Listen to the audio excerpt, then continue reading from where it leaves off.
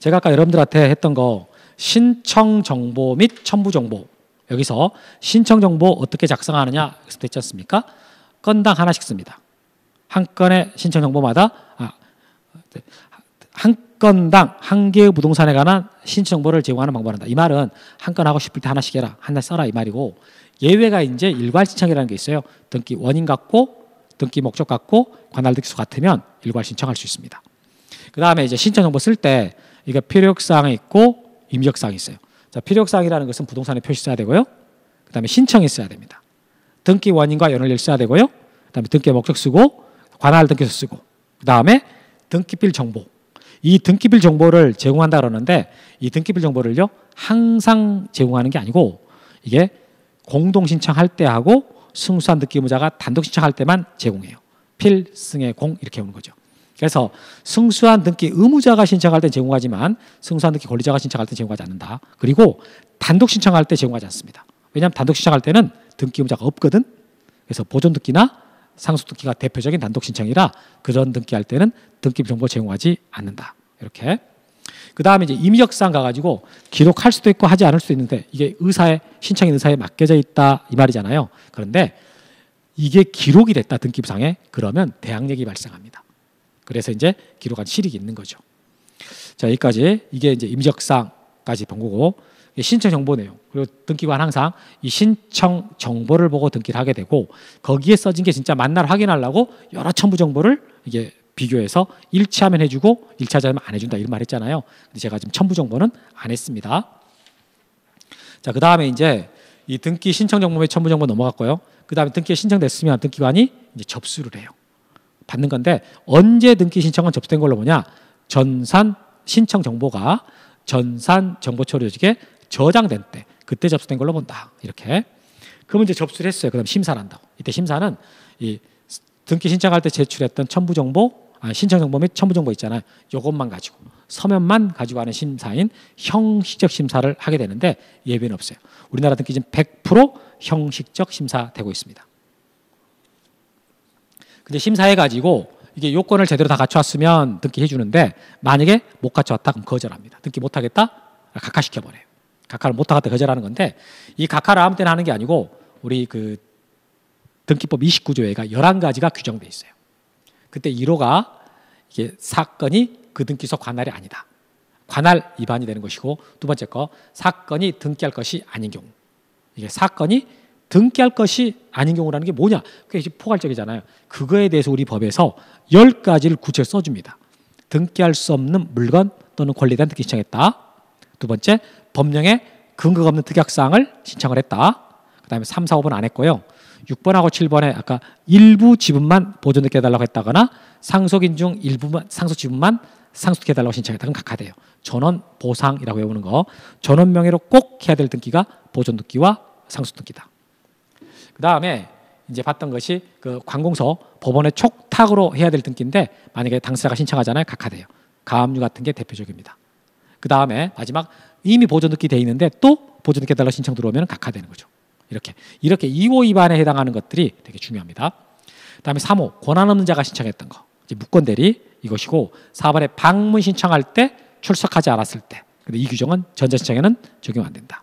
그리고 5번째로 신청 정보가 방식에 맞지 않아. 이 말은 신청 정보를 잘못 썼다는 소리예요. 뭔가 빠뜨렸다거나 잘못 써 있거나. 그럼 각하라는 뜻입니다. 그 다음에 멋과 멋이 불일치할 때는 각하해라 이런 것이 있고, 그 다음에 등기할 때 필요한 첨부 정보 제공하지 않았을 때, 그 첨부 정보 제공하지 않았을 때 그걸로 끝내지 말고 이게 위조가 된 서류가 여기에 해당한다 이런 말을 해드렸습니다. 자, 이렇게 여러분 각하 사유에 해당하면은 등기를 안 해야 되거든요. 각하시켜야 돼요. 그런데 만약에 실수로 기록을 해버렸다면 그때 효력이 어떻게 될까? 이게 1호부터 11호 11가지잖아요. 효과가 똑같지 않아. 1호, 2호 한 묶음을 하고 3호 이하 한 묶음을 해가지고 1호, 2호 위반은 하자가 중대해요. 그러니까 절대적 무효야. 따라서 등기한이 직권으로 말소할 수 있어. 그런데 3호 이하 위반은 실체관계랑 부합할 때 유효가 돼버려. 유효. 그러니까 직권 말소를 못하지. 이렇게요. 자, 다음에 이제 이렇게 각하시킨 경우를 말했는데 만약에 등기할 때 필요한 요건을 다 갖추고 왔어요. 그럼 수리 실행할 거 아니겠습니까? 그때 실행할 때는 그 접수번호에 따라서 등기를 하게 되고, 마친 다음에는 이제 등기가 실행된 다음에 누가 이 등기를 했다라고 하는 표시를 해줘야 되거든요. 그걸 미리 부여받은 식별부 기록한다라는 말로 합니다. 이때 등기는 맞춰지는 거예요. 등기 언제 맞춰지냐라고 할 때 식별부 기록할 때 이때. 근데 이 마친다 이걸로 끝내면 안 되고 등기 효력 발생 시점이랑 연결되거든요. 이 마친 경우 접수한 때 등기는 효력을 발생한다 이렇게 말합니다. 등기 효력 발생 시점은 마친 경우 접수한 때 이렇게. 자 이렇게 이제 등기가 다 맞춰졌잖아요. 그럼 이제 맞춰졌으면 당신이 등기상의 권리자가 됐다라고요. 등기필 정보를 작성 통지해 줍니다. 이때 이거랑 헷갈리면 안 될 거예요. 여러분 등기필 정보를 제공한다라는 말이 있고 등기필 정보를 작성 통지한다라는 말이 있는데 등기필 정보 제공한다라는 말은 등기 신청할 때 등기 의무자가 등기관한테 제공하는 것이고 등기필 정보 작성 통지한다라는 말은 등기 다 끝났을 때 등기관이 작성해서 등기 권리자에게 통지합니다. 이렇게. 근데 모든 등기가 맞춰졌을 때 항상 작성 통지되는 건 아닙니다. 이게 두 가지 조건을 갖춰야 돼. 새로운 권리자가 나와야 되고 그 권리자가 신청을 해야 됩니다. 그게 보서리가 추가예요. 보존 등기, 설정 등기, 이전 등기, 가등기 권리자가 추가됐을 때 이렇게. 그러면 등기 끝났을 때 등기필 정보가 작성 안 된 경우도 있느냐? 있어요. 그 경우로서 이제 요건을 다 갖췄다 하지만 등기 권리자가 내 거 만들어주지 말아달라 라고 이렇게 요청해버리거나 또는 국가나 지방자치단체가 등기 권리자가 될 때 그때 안 만들어요. 그리고 권리자는 나오긴 했지만 권리자가 신청을 안 한 등기들이 있잖아요. 승소한 등기 의무자가 단독 신청해서 등기 끝났을 때 그리고 직권보존 등기 했을 때 이럴 때는 등기필 정보가 작성 통지되지 않는다 이런 것들입니다. 자, 여기까지 이제 우리가 3장에서 받고 이제 4장 와가지고 이게 이제 누가 사장은 소유권부터 해서 나머지 권리 쫙 나가는 거잖아요. 그럼 제일 먼저 소유권 이제 보존 등기인데 보존 등기는 미등기 부동산에 대한 최초의 등기입니다. 이거 할 때 등기 기록 개설이 되죠. 그리고 보존 등기는요 성질이 반드시 부동산 전부에 대해서 소유권 전부를 다 등기해야 돼요. 부동산의 일부나 소유권의 일부만 보존 등기해달라고 신청하면 각하돼 버립니다. 그럼 보존 등기는 신청해서 할 수도 있고 직권할 수 있는데 신청해서 할 때는 이 네 가지 규정이 있어요. 대장상 최초의 소유자, 그자의 상속인, 그 밖에 포괄 승인. 그럼 최초의 소유자가 할 수 있기 때문에 대장상 이전 등록 받은 사람은 못해요. 근데 이전 등록 받은 사람 중에 할 수 있는 경우가 딱 하나가 있어. 국가로부터 이전 받으면 할 수 있습니다. 에듀윌 유료 회원만의 고객 밀착해요. 아 뭐였지 이거? 어떡하지? 자, 제가 도와드릴게요. 누구세요? 저 애들 학습 매니저인데요. 이거 좀. 자, 일로 오세요. 자, 언제든 필요하시면 연락 주세요. 언제든지요? 언제든지. 감사합니다. 밀착 케어 받아가며 합격하는 혜택. 오직 에듀윌 유료 회원에게만. 에듀윌. 아들, 엄마 그런 거 아니야. 공부하시죠. 네.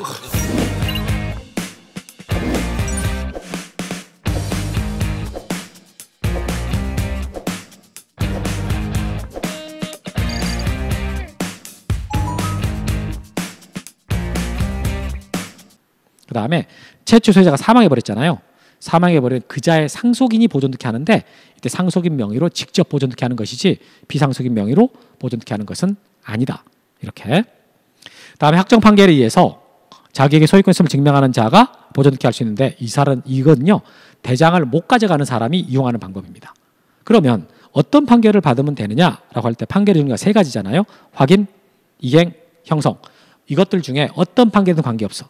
이 사람이 소유권자다라고 확인만 되면 확인, 이행, 형성 관계없이 할 수 있고 그럼 누구를 상대로 재판해야 되냐? 피고 누구냐라고 할 때 원래는 대장상 최초의 소유자인데 그 사람이 누군지를 모르겠어. 그럴 때는 토지는 국가를 상대로 건물은 지자체를 상대로 소송하면 된다. 왜 피고가 달라지냐라고 했을 때 관리 주체. 토지는 국가가 관리하고 건물은 지자체가 관리하기 때문에 그렇습니다. 세 번째로 수용으로 소유권 취득할 수 있음을 증명하는 자가 보존 등기 할 수 있는데 이것은 미등기 부동산이 수용됐을 때 얘기해요. 미등기 부동산이 수용되면은 수용주체가 사업시행자니까 사업시행자 명의로 직접 보존 등기 할 수 있고 만약에 이미 등기된 부동산이 수용이 됐어요. 그럴 때는 보존 등기를 하는 게 아니고 이전 등기를 해야 돼. 사업시행자 명의로 이전 등기한다.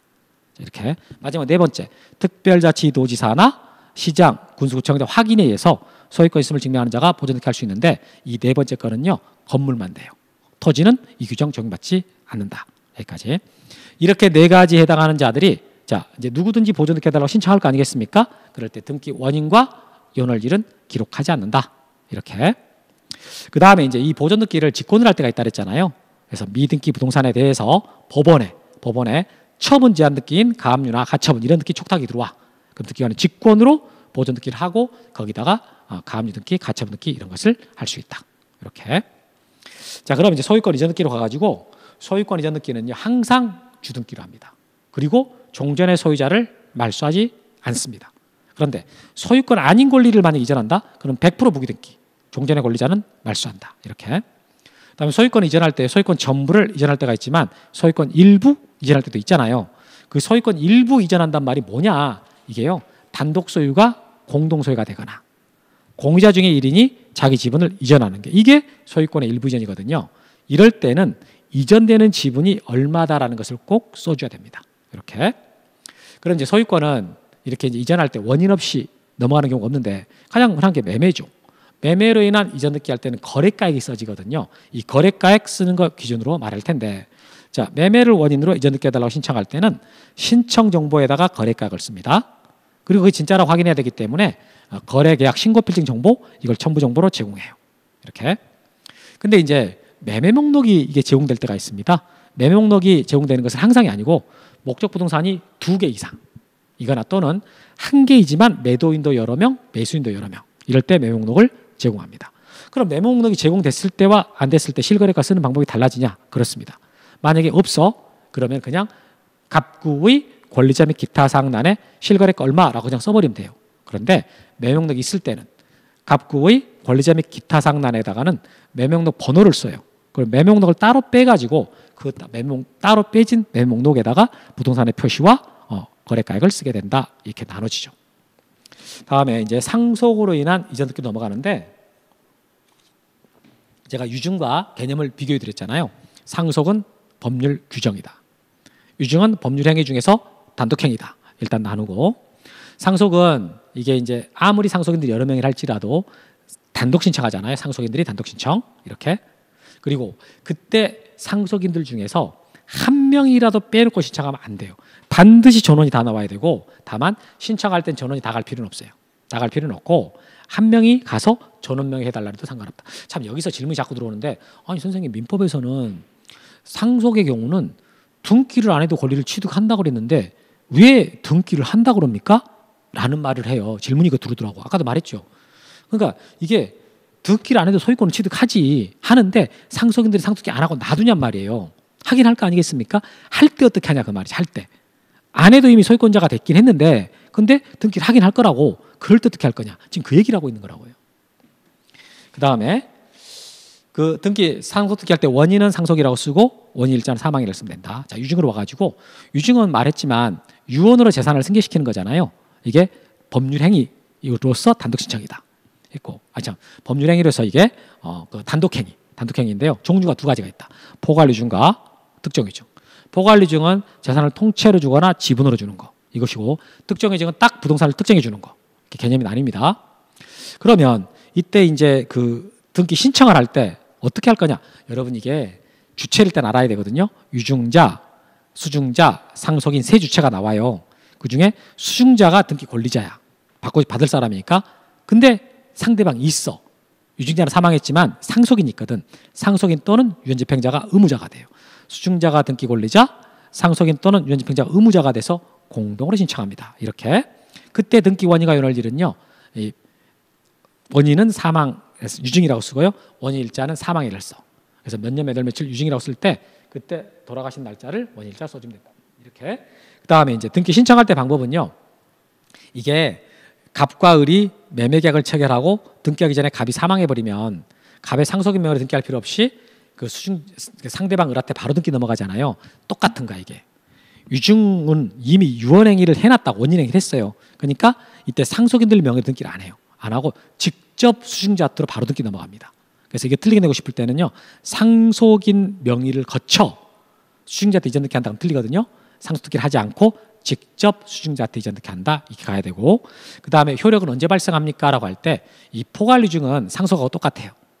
그냥 사망할 때 효력 발생하지만 특정 유증은 등기가 돼야 효력 발생한다. 왜 그러냐? 법률 행위니까 그렇습니다. 이렇게. 마지막 자, 진정명 회복을 원인으로 하는 소유권 이전 등기에 대해서 봤는데요. 이것은 원래 등기 원인의 무효 등으로 말소 등기할 상황인데 그렇게 하지 않고 이전 등기할 때 그럴 때 원인을 진정명 회복이라고 합니다. 이 4번 등기 이거 말하는 거죠. 근데 이 등기는 공동으로 신청하는 게 원칙이에요. 진정한 소유자가 등기 권리자가 되고 현재 등기상의 명인이 의무자가 돼서 공동을 한단 말이에요. 근데 이자가 만약에 협조를 안 해버리면 그럼 소송에서 판결서를 가지고 단독 신청하는 거죠. 그때 원인은 진정명 회복이라고 쓰지만 원인 일자는 쓰지 않는다. 이렇게 여기까지. 오늘 여기까지 해서 우리가 다 봤어요. 지난주가 제가 좀 약간 처음 이렇게 아무도 없는 상태에서 하는 바람에 컨디션이 되게 이상해가지고 아마 조금 지난주 수업이 학생들이 어려웠다 그런 것 같아요. 제가 봐도 약간 그랬을 것 같다는 생각이 들어요. 근데 오늘 수업은 제가 최대한 노력을 해가지고 저를 보고 수업을 했습니다.